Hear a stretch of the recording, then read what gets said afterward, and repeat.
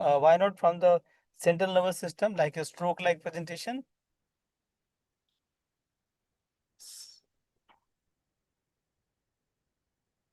Because this is not there's no focal deficits. Yes, sir. Correct? No. Yes, sir. This is more bilateral, as you said. Now this is progressively increasing. So possibly less likely from the central nervous system, like stroke-like pathology. But can you have central nervous system involvement which can give rise to bilateral deficits?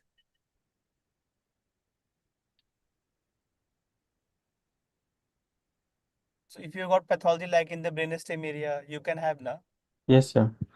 If you've got bilateral cerebral lesions, then still you can have. Okay.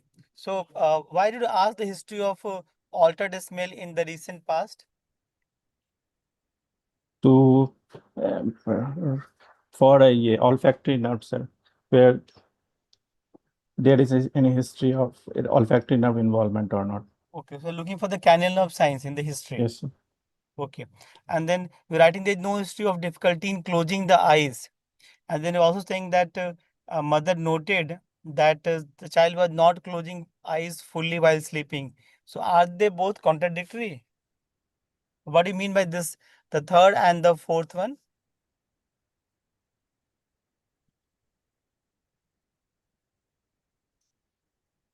You said that there's no Sir, history of, yeah. sir, as per the child, there is difficulty, no history of difficulty in closing, and but while sleeping, uh, mother notices that the eyes is not fully closed.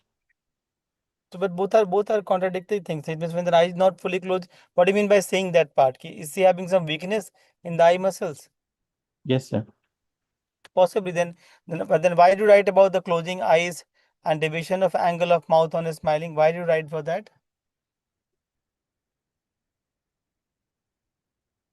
So possibly writing for unilateral facial nerve weakness, Unilateral. Yes, sir.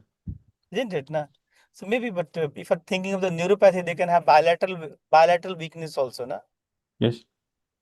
So you have to put it in the correct context that they know it's suggestive of facial weakness. What are the other history suggestive of facial weakness? Uh, Wrinkles over forehead. But you written something, there's no difficulty in swallowing food or drooling, Well, nasal drooling. Yes. twang of voice. Yes, sir. Can they also be there with the facial weakness? Okay, so these questions are there to tease you to see further. Can you also have drooling, nasal twang of voice with the facial weakness? Yes or no?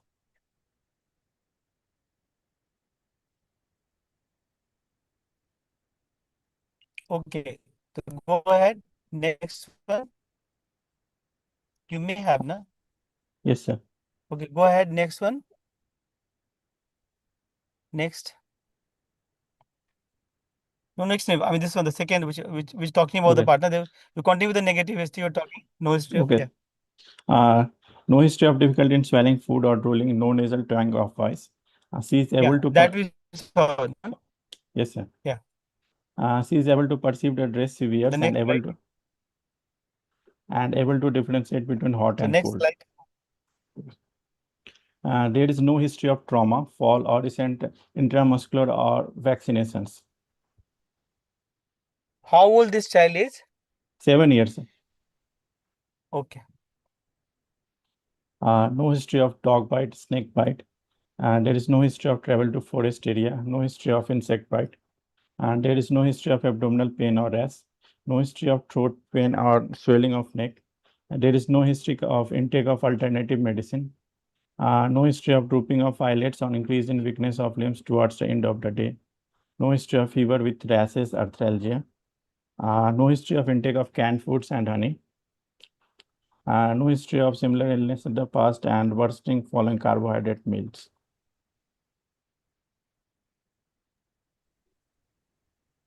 So tell me, I mean, again, because there's very, yeah. Sorry, sir. So there is very long list of negative histories. They seem to be all criteria, but you have to that what all you do ask in the examination when you do the clinical examination, and where do you put it? Why ask of trauma in this? Sir, any spinal cord injury or not? Okay, but will it give you so much of time that it started with the lower limb pain and then going to the upper limb gradually? No, And how do you explain your difficulty in closing the eyes while sleeping with the spinal cord injury? So you can't, na? no, sir.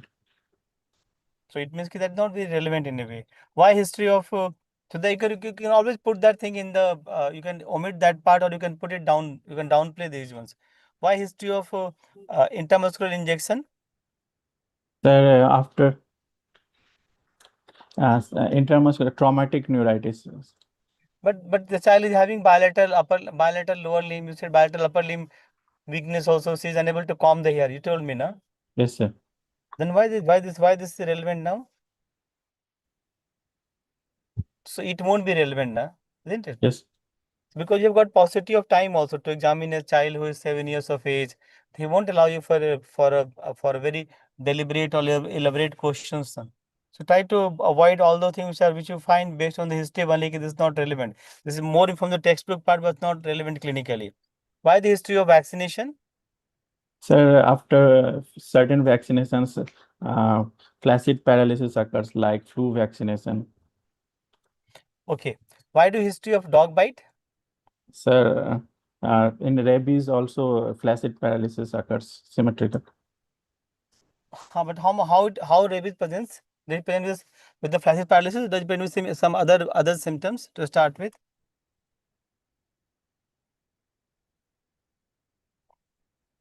So a lot of other symptoms. Why snake bite? Paralysis, neurotoxic snake bite, there is paralysis. Okay. And how do you say that there is no history of insect bite? Which insect can give rise to? And how did you ask for the history of insect bite?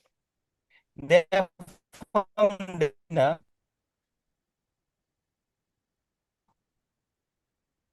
Hello, did I Yes, lose sir. you? Yes, sir. Uh, Ticks. so so but they are from Delhi, na? Yeah. Yes, sir. I said travel, So whether they have traveled to any forest area. but they're already writing. You're writing, na? There Yes, is no history of travel to the forest areas, and you don't get in the Delhi, correct, na? yes, sir. So do you have any other insect which can give rise to all the symptoms? So try to avoid all those things which are much more which may not be relevant as per your case. That also is a smart way of taking the negative way. And then tell me why you ask history of abdominal pain? Porphyry, porphyria. Okay, and then for our other attendees, what is the relevance of history of drooping of eyelids, increase in the weakness in the limbs towards the end of the day? What does it mean?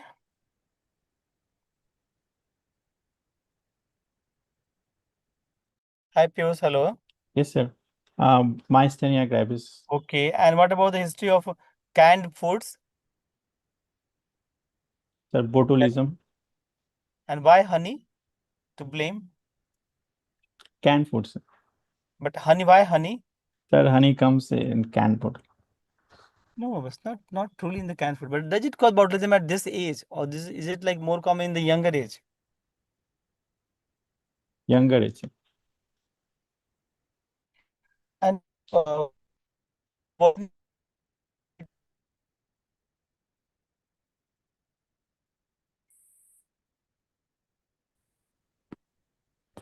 what it mean? Worsening following cardiac meals.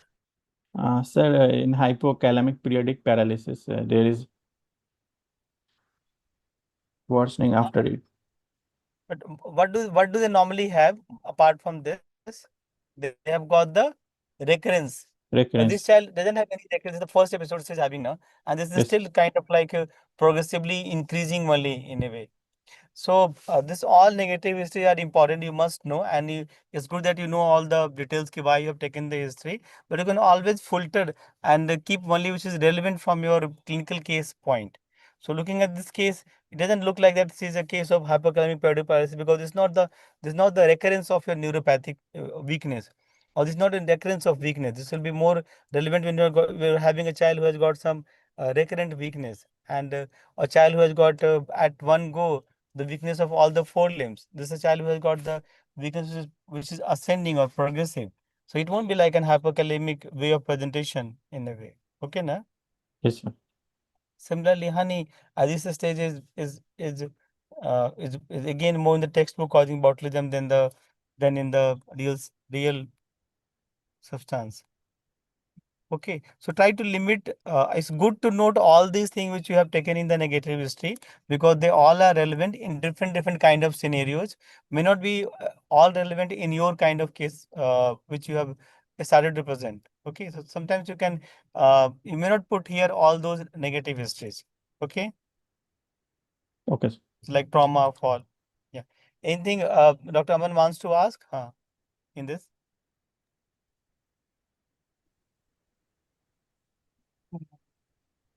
No, sir. It's almost Okay. exhaustive, sir. I think Piyush has put all the things. So you're not left anything to ask us. Okay, Piyush. हाँ,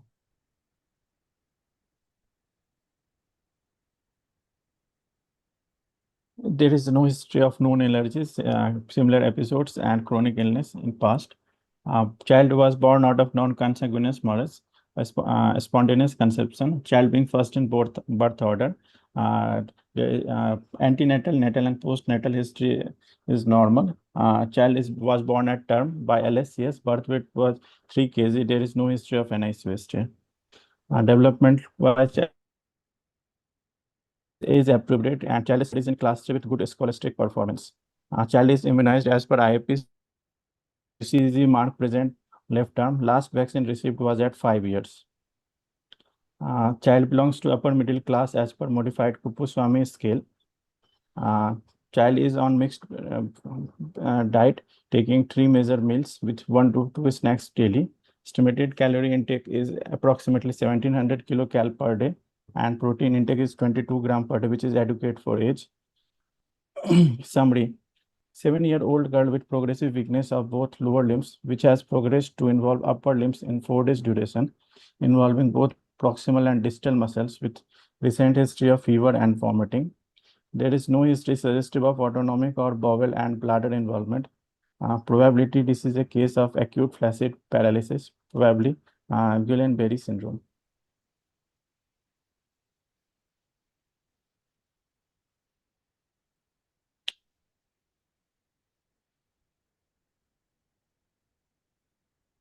Okay.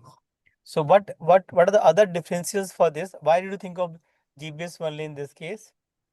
Sir, progressive weakness is there, ascending type and involving uh, all limbs muscles preceded by fever and vomiting, and bowel bladder is not involved.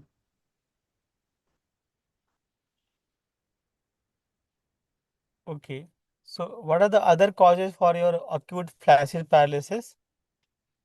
Sir, acute transverse myelitis. How does that manifest? Sir, in that transverse myelitis, it, uh, it occurs, time duration is hours to days, sir, in the transverse myelitis, and sensory level will be present. Dermatome, we can differentiate. How about you're doing on the presentation based on the history only, na? So Yes, sir. how does the history of TM manifest? The patient won't tell you about dermatome level, na? Sensory symptoms will be there. In the form of what? GBS can also have the sensory symptoms, na? Yes, sir. What Yes, sir. sensory symptoms can have in GBS? You can have in GBS? Uh, Paresthesia, sir. Yeah, good. Very good. And what sensory symptoms you get in the transverse myelitis?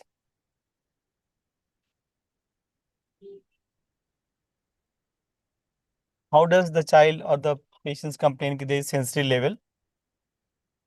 Anesthesia will be there. They will tell below this they cannot feel anything.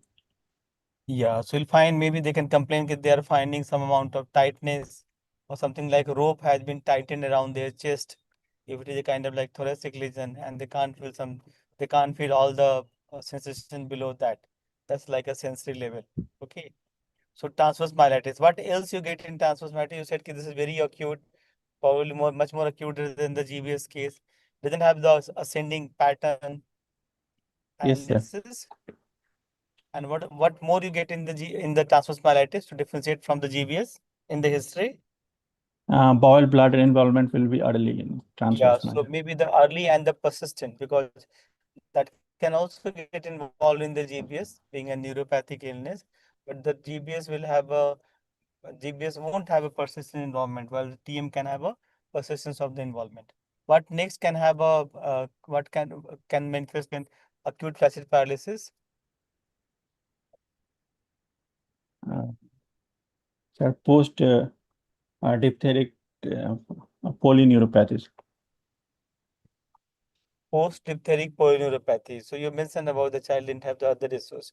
Okay, and this child is vaccinated, you said. Yes, sir. Okay, so that also becomes a kind of neuropathy, only like the GBS, na? And Yes, sir. other Yes. one. So as per the axis.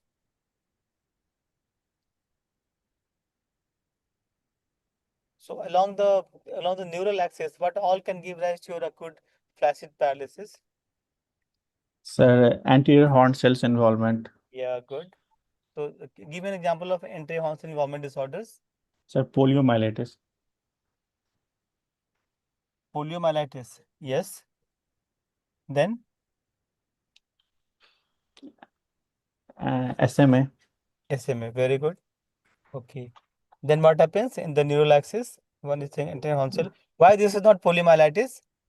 Pause. Sir, already vaccinated and And what is symmetric weakness is there, sir. Poliomyelitis asymmetric weakness occurs. okay? And then what is vaccine-derived paralytic poliomyelitis or vaccine-associated paralytic poliomyelitis (VAPP)?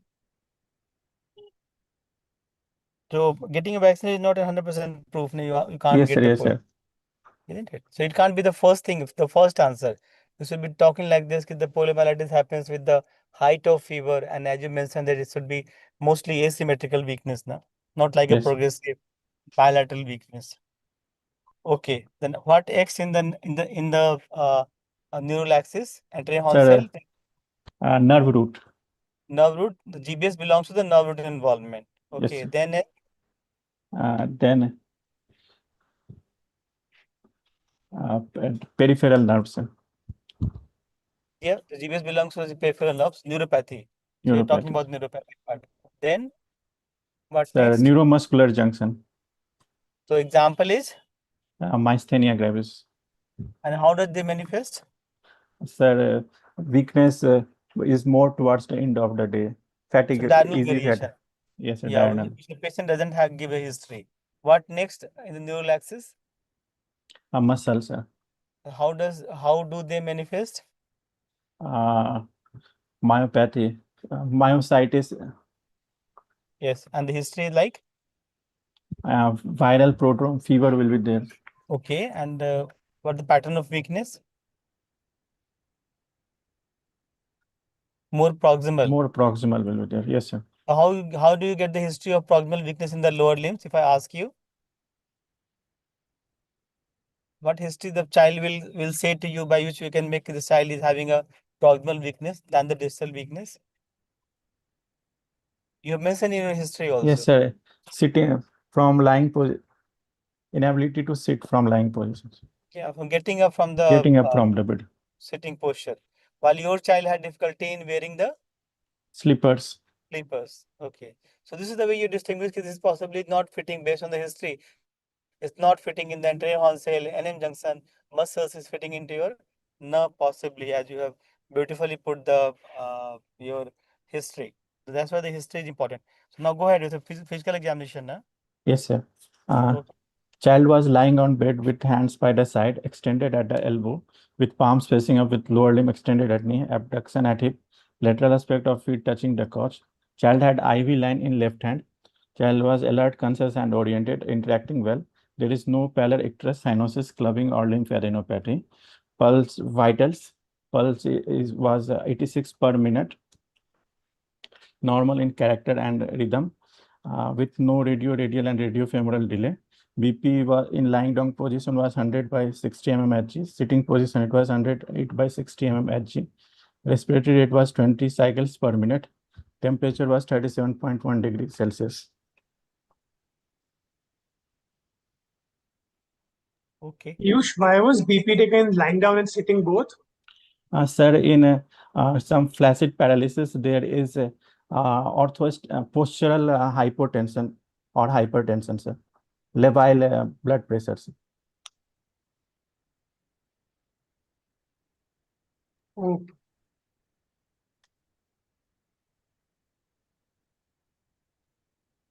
go ahead, Piyush. Yes, sir. Head to toe examination. Head circumference was 55 centimeter. No dysmorphic faces. BCG scar present. No neurocutaneous markers present. Chest expansion was adequate. Abdomen, uh, no scar marks was seen. Spine was normal. No tenderness. Anthropometry weight was 30.5 kg, lying between 90 to 95 percentile. Height was at 127 centimeter, and BMI was 18.9 kg per square meter. Systemic examination. First, I did CNS examination. Higher mental functions. Child was conscious, alert, oriented to time, place, and person, able to perform addition and subtraction. Speech was normal. Cranial nerve examination. Olfactory nerve. Child can perceive coffee smell in both nostrils. Optic nerves. Bilateral pupils was equal and reactive. Far vision was 6 by 6, and a child was able to read newspaper comfortably. Color vision was normal. Field of vision was normal. Bilateral pupil. Child has field of vision was normal. Bilateral pupils was normal. Fundus normal. Pupils was equal and reactive. Third, fourth, and sixth nerve, there is no ptosis, and pupils were reacting to light. Trigeminal nerve. On clenching of it, I was able to palpate her masseter. Touch, pain, and temperature sensation were normal bilaterally over face. Corneal reflex present. Facial nerve examination. No deviation of angle of mouth on smiling. Child was able to open eyes on tight closure. Both eyes, eyelashes not worried on closure of eyes. Forehead wrinkle decreased.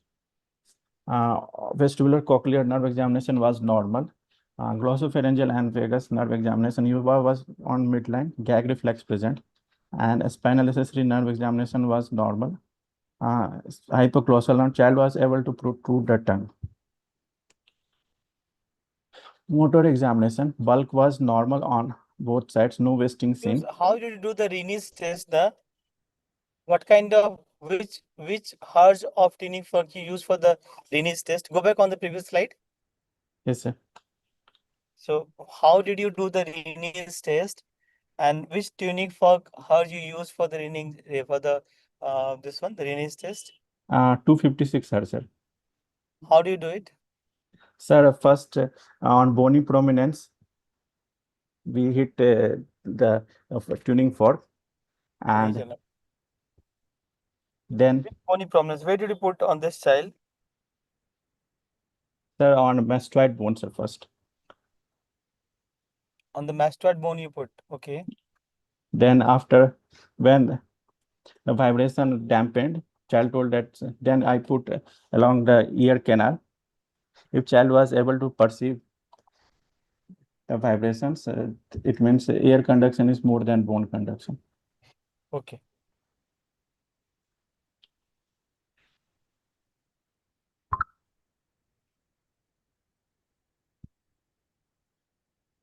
Tone was reduced in both upper and lower limbs. Power exam, power MRC grading for shoulder abduction and adductors, it was 3 by 5 in both limbs. Elbow flexion was 3 by 5 in both limbs. Finger grip was weak. For lower limb, it was hip flexors, it was 3 by 5. Extensors, 3 by 5 in both limbs. Adductors and abductors, 3 by 5. Knee flexors, extensors, 3 by 5. Ankle dorsiflexion and plantar flexion, 3 by 5. Neck flexion was weak. Trunk, she was able to sit with support. What is odd about this power examination, Pius? Go back on this power examination slide now. Yes. Which goes against a diagnosis of GBS, which is slightly I won't say this goes against, but slightly unfavorable. Normally, what kind of power you say, how power you see in the proximal and distal and The right. distal power will be more reduced than proximal power in GPS. This all value of u is coming like 3/5, 3/5, na? Yes, sir. This is something which is odd with the GBS. So as you said, na, distally they are Yes, more sir. as compared to the proximally, because GBS per se is an relatively symmetrical. It's not total symmetrical weakness, because this is a nerve root problem. So you find little bit of asymmetry in the power. So you'll definitely find that the right and the left, proximal and distal, are slightly has got a different weakness. So if you find power like this, you have to re-examine whether this power at some time at some place was 4/5, or can where we're finding 3/5, was it 4 - by 5? That's a different thing to know. But that also you have to see practically, because this power diagram is not a classical GBS kind of power diagram. Instead of having a flaccid total weakness of the uh, in the Yes. GBS. Okay. Okay.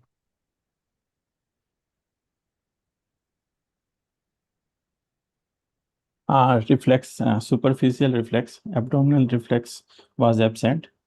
Cremastic reflex absent. Plantar withdrawal seen. Deep tendon reflexes. Biceps was 1 plus. Triceps 1 plus in right and left. Supinator absent. Knee jerk, ankle jerk absent.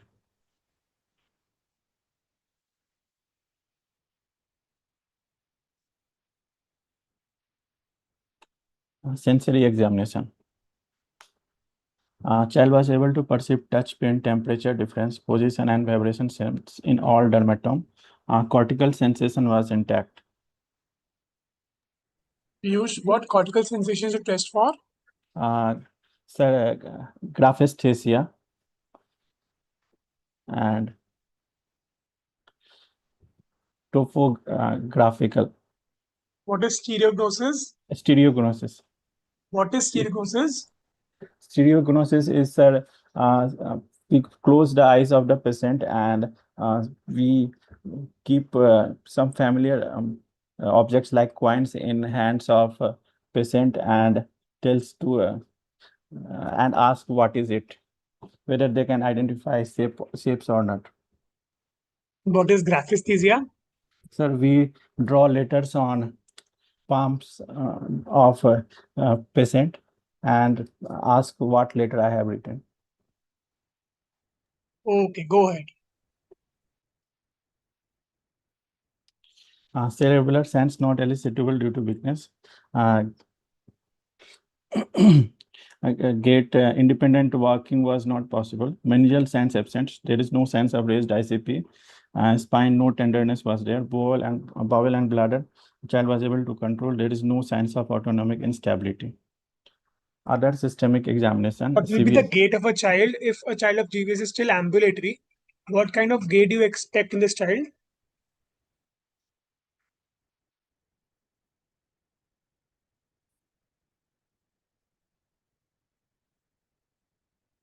uh, and ambulatory child in GBS. Sorry, sir. What will be the kind of gait that you expect in a child of GBS who is ambulatory?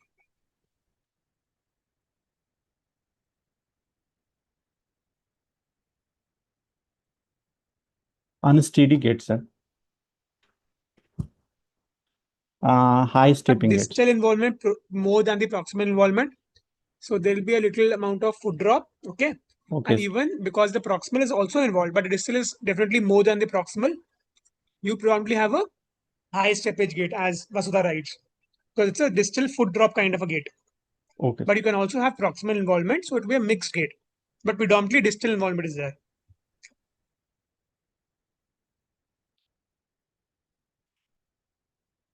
CVS examination was normal. Respiratory system bilateral vesicular breath sounds present. Single breath count up to 15 was there. Per abdomen soft, non-tender, no organomegaly was there. Summary of positive findings. Child had acute onset of progressive symmetrical weakness with both upper and lower limb involvement. Bilateral calf pain, hypotonia, generalized hyporeflexia or areflexia. facial nerves involved and other cranial nerves spared, no sensory loss, no bladder or bowel involved. There is a history of antecedent febrile illness. Provisional diagnosis is acute Guillain-Barré syndrome. Differential diagnosis being acute transverse myelitis, flaccid myelitis, hypothalamic paralysis, myositis, botulism, myasthenia gravis, and tick paralysis. So, Piyush, in what all cases will you suspect that GBS is not there? That is, what are the red flag signs that you will have in history and examination when you will suspect that GBS is not likely? Sir, if bowel bladder involvement is early Yes, and early if and persistent. early and persistent, sir. If descending type of weakness is there, There can be certain variants which can have descending pattern, but yes, okay. sir. And if fever is present during presentation, At onset, at this on child also had fever before, that was a prodromal illness. But at prodromal illness, onset of the at week, if the onset, child has fever, then you think of what? poliomyelitis, yeah, enteroviral, Enteroviral. It was almost eradicated from our country. So enteroviral leading to acute flaccid myelitis should be the differential at that stage. What else? As Mr. writes, persistent asymmetry. asymmetry, GBS is yes, usually a relatively symmetrical symmetrical. illness. If you have asymmetry, you should think of either an anterior horn cell involvement like enteroviruses or a spinal cord involvement. Compressive myelopathy. What else? You told in the beginning, sensory level. Sensory level, There's a sir. definite sensory level you think of Yeah, transverse myelitis, sir. myelopathy. Any myelopathy, Myelopathy, है ना? yes, sir. Okay. Sir, investigations we did for this child. CBC was, Okay, once you said was GBS. So what are yes, the various subtypes of GBS? sir, AIDP, acute inflammatory demyelinating polyneuropathy, then Aman variant, acute motor axonal neuropathy, then AMSAN, acute motor sensory axonal neuropathy, and Miller-Fisher, sir. Very good. So on basis of history, can you differentiate? Is it an axonal variety or a demyelinating variety? Are there any points in the history that can point towards an axonal or a demyelinating type of GBS? In demyelinating, sensory symptoms will be more prominent, will be there, sir, more. In axonal also with the AMSAN variety where sensory symptoms will be there. Yes, sir. What else? Sir, yeah, prodromal illness in Aman variant, it will be GI, and in AIDP, it will be upper respiratory tract infections. Okay, मतलब ठीक है. More important things. Which is more severe? Sir, AIDP prognosis is good, sir. And Axonal variety reaches the nadir faster and is more yes, severe. more severe, Whereas demyelinating is more of patchy involvement and has a good prognosis. good prognosis. In which variety can you find preserved reflexes?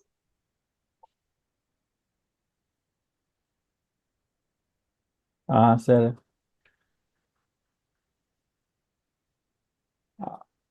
It's the axonal variety. Axonal axonal can variety. have some Yes, sir. 10 to 15% can have preserved reflexes. And in which variety is cranial neuropathy and autonomic disturbance more common? Cranial neuropathy, sir, Bickerstaff, Demyelinating has more common demyelinating. neuropathy as well as autonomic disturbances. So if you can tell what are the points against the other differentials that you have listed here, just one point. What is against transverse myelitis in this case? Sir, sensory level is not, And sir, bowel bladder involvement is not there. bowel bladder If involvement. just Sir has just discussed in history, you have to just quickly tell us points which are against the other diagnosis. So transverse myelitis, one is there is no sensory level, and two, there is no bladder bowel involvement. Okay. Then acute flaccid myelitis, any points against? Asymmetric involvement is there. Symmetric involvement is against acute flaccid myelitis. And sensory also. You have sensory symptoms. Yes. Acute plasma usually is a pure motor condition. Okay. Hypokalemic periodic paralysis, what is against? There is no worsening after carbohydrate meal and no similar episodes in the past. That is more important. Recurrent episodes are not there. This is the first episode. Okay. What is against myositis? Fever Okay. And tenderness, calf tenderness, muscle tenderness. You should have told in the examination that there is no muscle tenderness. Muscle tenderness. Botulism, anything against botulism in this case? Sir, here ascending paralysis, then botulism mode is descending. Paralysis. What is against myasthenia in this case? Myasthenia, diurnal variation is not there, sir. Okay, and drooping of eyelids is absent. Ocular muscles, ptosis is Ocular, not there. yes, sir. Okay, go ahead. Investigations. Vitamin D was low risk. CBC, serum electrolytes were normal. RFT and kidney function were in normal limits. Inflammatory markers were not raised. We did IgM ganglioside antibody in which GM1 was positive. Piyush, would you like to do anti-ganglioside antibody in all cases of GBS? No, sir. So this is not important for us. What is required is what all tests. How will you approach this child? You should tell us how should you approach this child. All investigations will you do in this child? Sir, nerve conduction study, sir. Go ahead, tell what is there in nerve conduction study? Sir, in nerve conduction study, there is decrease in amplitude. Conduction velocity is normal, and distal latency is normal. So impression was a motor type of acute motor axonal neuropathy. So what is the point of getting a nerve conduction study done in such a case? What do you want to do? What will it add to your clinical diagnosis? Variety of prognostications. Yes. So GBS is a clinical diagnosis. NCS helps us in differentiating between an axonal or a demyelinating, which will tell us the prognosis. Okay. So as you rightly said, here we have tested the motor nerves, sensory nerves, and we've also checked for some late responses like F response and H reflex. So Piyush, what is the significance of F response and H reflex? Sir, F response is given at a supramaximal stimulation. And for your level, both of them are late responses. These are not the normal responses. These come late.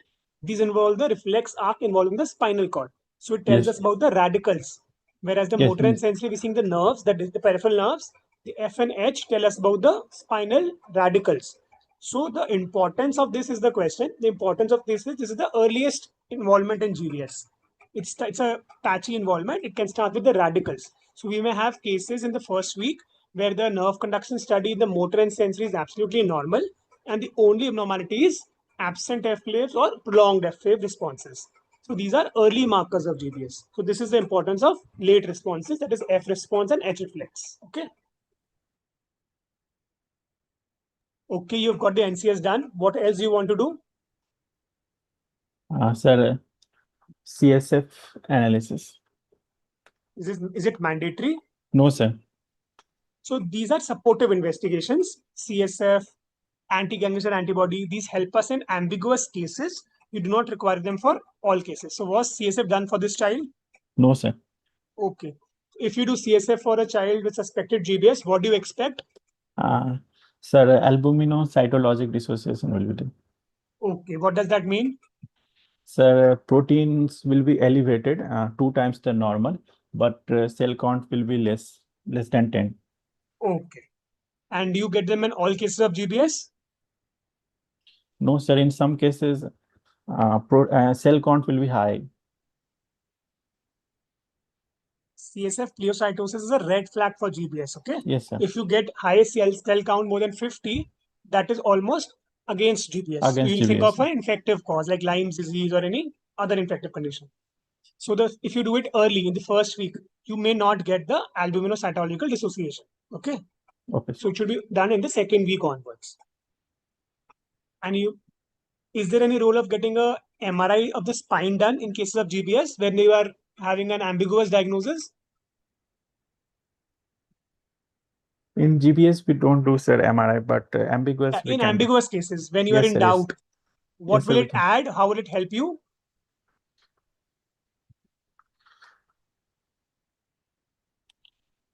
What do you get MRI done in cases of acute flaccid paralysis? What all do you expect in abnormalities? In GBS, In acute flaccid paralysis, okay, there's an sir. acute flaccid paralysis which is very ambiguous. You have certain doubts whether it's GBS or transverse myelitis, and you get an MRI done. So, what are the findings which favor what? Sir, in transverse myelitis, What do you get in transverse myelitis? uh, hyperintensity will be there in So, spinal there is cord involvement. cord Okay? involvement. There is transverse myelitis involves the spinal cord. It may be a short segment or a long segment cord involvement. Whereas in GBS, what do you get? GBS, cauda equina hyperintensity, we can. You get nerve root Nerve root enhancement, and you syndrome. can get nerve root thickening, which can be cauda equina or cervical, thoracic, anywhere. Any nerve root enhancement favors an inflammatory pathology. Also, you may, if you can suspect a compressive myelopathy, you can find changes like pot spine, pre and paravertebral abscesses. So, in ambiguous cases, you can get a contrast MRI spine done. Okay, but it is Okay. not routinely required, as you rightly said. Okay. You had shown a anti-ganglioside antibody report. Can you come back to that report? Yes, sir. So what does it indicate? Sir, on the basis of this, we can also differentiate types of GBS, variants of GBS. In Aman variant, GM1 is positive generally. So this can give us an idea in case of ambiguous cases. If we get positivity, it can point towards the specific GBS. So what is important is Miller-Fisher syndrome. Which antibody is positive? GQ1B, sir. GQ1B. And even in Bickerstaff's brain-stem encephalitis, GQ1B is positive. Okay. Yes. Go ahead. Final diagnosis, sir, is Guillain-Barré syndrome, acute motor axonal neuropathy, Aman variant. Sir, how do we manage this case? For GBS, we will do supportive care, close respiratory monitoring, serial neurological examination, physiotherapy, limb positioning, and chest physiotherapy. Specific therapy is IV immunoglobulin. Total dose is 2 gram per kg, administered over 5 days. Can you administer this IVIG over 2 days also? Yes, sir. Any advantages or disadvantages of the two regimens? Sir, if you give over 5 days, then there will be less side effects like of our IVIG and administration. Very good. As you give it slowly, you're less likely to have aseptic meningitis, vomiting. Child will accept it better. And also, it has been seen that faster regimens over 2 days leads to more treatment-related fluctuations and relapses. So it is 5 days is always preferable over 2 days. You missed AFP reporting. We should always report cases of acute flaccid paralysis to WHO AFP reporting so that the surveillance of polio is ongoing, as we all know. Right? That Yes, has sir. to be added in your management as well as your investigations. Okay, next. Sir, diagnostic criteria for GBS. Features needed for diagnosis of GBS and clinical. GBS is a clinical diagnosis. So features needed for diagnosis of GBS and clinical practice is progressive weaknesses, legs and arms, sometimes initially only in legs, areflexia or decreased tendon reflexes in weak limbs. Additional symptoms will is progressive phase lasting for days to 4 weeks, often 2 weeks, relative symmetry, mild sensory symptoms or sign not present in acute motor axonal neuropathy, cranial nerve involvement, especially bilateral weakness of facial muscles, autonomic dysfunction, pain common. Features that should raise doubt about the diagnosis of GBS syndrome is CSF if cell count is more than 50 cells per microliter. Severe pulmonary dysfunction with little or no limb weakness at onset. Severe sensory signs with little or no weakness at onset. Bladder or bowel dysfunction at onset, fever at onset, sharp spinal cord sensory level, marked persistent asymmetry of weakness, persistent bladder or bowel dysfunction, slow progression of weakness and without respiratory involvement. Considered subacute inflammatory demyelinated polyneuropathy or acute onset CIDP. Nerve conduction studies helpful in clinical practice but are generally not required to diagnose GBS. Essential for classification of GBS as AIDP or acute motor axonal neuropathy. In sir, as you have told that there is features of demyelination in AIDP, relatively decreased motor nerve conduction velocity, prolonged distal motor latency, increased F-wave latency and conduction blocks and temporal dispersion. And in acute motor axonal neuropathy, there is no features of demyelination. So please continue. You can go to the next slide. Piyush, what is the GBS? How do you predict respiratory insufficiency in cases of GBS? If a child comes to you in the emergency and you have to decide whether to shift to the ICU or to the ward, how will you decide? Sir, agrees score we can use, sir. Erasmus respiratory insufficiency score in GBS. Good. What does it contain? What are the parameters?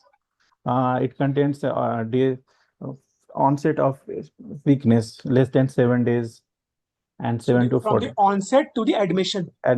Okay, the lesser the number of days, that means more faster is the progression. So lesser is a worse thing. If the child is getting admitted earlier from the onset to the admission, that is a worse score. Okay. What else is there? Sir,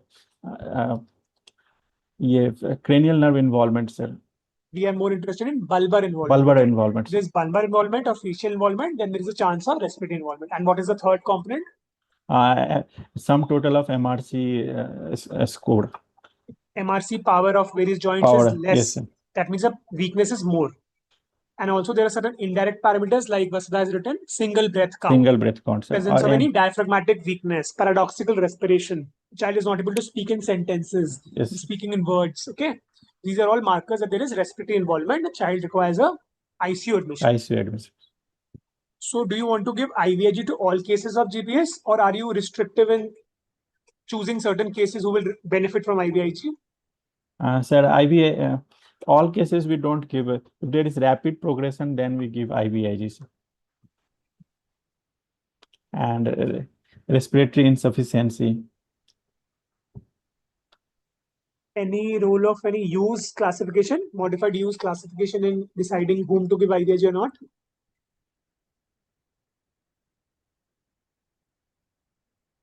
Based on the activity level of the child, you can classify that according to use disability scoring. Whether the child is is normal, able to run, able to walk unaided, yes, sir. walk with aid, non-ambulatory, and finally it would be a dead. So any child who's non-ambulatory should definitely get IVIG. And other cases also we can consider, because we have always known that the GBS can progress in the first 2 weeks to almost about 4 weeks, maximum in the 2 weeks. So a decision can be made even in the less severe cases to give IVIG. So any alternative for IVIG is there? Yes, sir. Plasmapheresis. Okay. How do you do plasmapheresis? Any idea? Some basic idea? Sir, we replace the antibodies from plasma and replace with albumin. So you require a large bore central line for it. Okay. So it is a plasma exchange. You remove the patient's blood, you replace with either FFP or albumin. So it is a large volume exchange, around 1 to 1.5 times the total body volume. So it is a very major procedure in a child who is sick, who is on inotropes, who has autonomic disturbances. Child may not tolerate plasmapheresis. So it is to be judiciously used. We use it alternate day usually, 5 to 7 cycles. So it will take around 10 to 14 days for the cycles to happen. Okay, the child with GBS, you have given IVIG once. The child has now become static. is not improving now. So now what you do? He's still on the ventilator. So we can repeat IVIG. Okay. Is there any evidence to suggest that repeat IVIG works in GBS?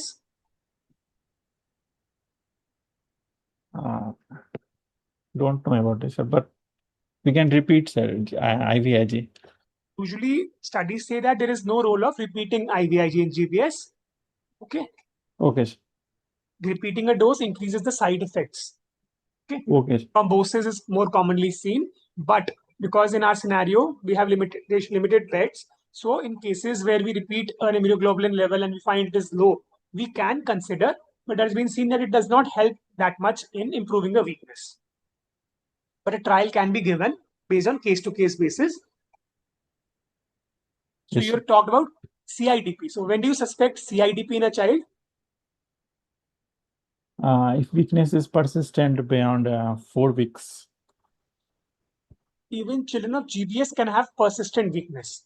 You Okay, should sir. say if the nadir is not reached within 4 weeks, that is, the Okay. weakness is progressing. If the weakness is progressing beyond 4 weeks, then you think of CIDP.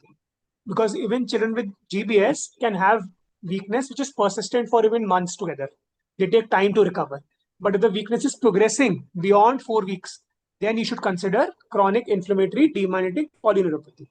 Why do you need to differentiate AIDP from CIDP? Any therapeutic implication? Sir, in CIDP, we can use corticosteroids. Yes. So in GBS, there is no role of steroids unless there is some sensory symptoms in which you can give 1 or 2 doses of methylprednisolone. But in CIDP, steroids have a better role. So you give steroids in the form of methylprednisolone or oral steroids, and you can also try other immunomodulatory therapies like rituximab in CIDP. IVIG sometimes does not work in certain subtypes of CIDP. Their steroids and rituximab work better.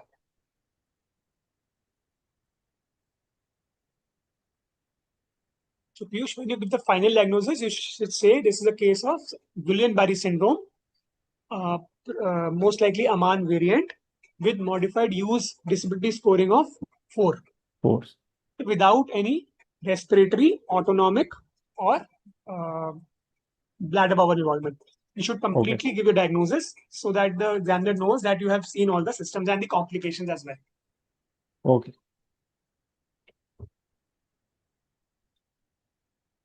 Any questions, Piyush?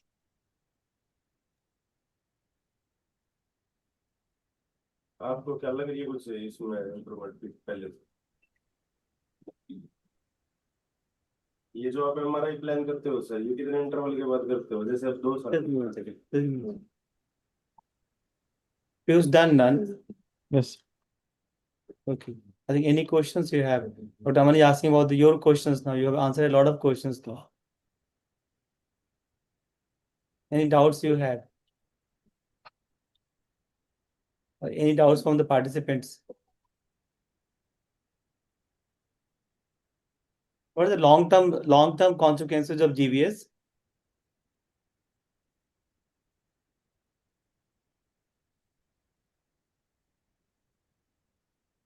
Piyush, what are the long-term consequences of GBS? Sir, most of the cases recover. Less than 1 to 5% cases have long-term sequelae. Most of the cases they recover well.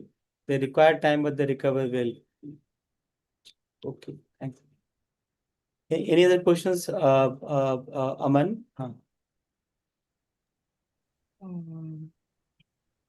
No, sir.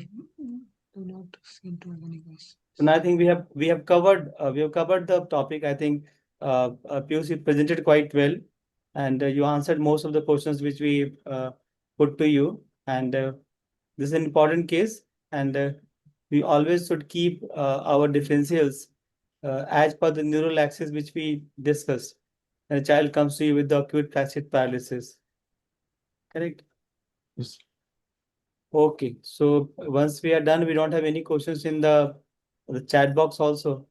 So then we thank you, Piyush, for a very great case presentation.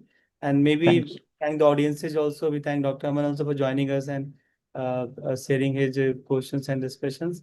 And maybe we meet next week again with some new case reports and the case discussion. Sorry. Okay. Thanks. Okay. Thank you all. Thanks. Good night. Thanks. Okay. Okay. Aman, thanks. Good night. Good night, sir. Good night, sir. Thanks. Good night, Piyush. Thank you, sir.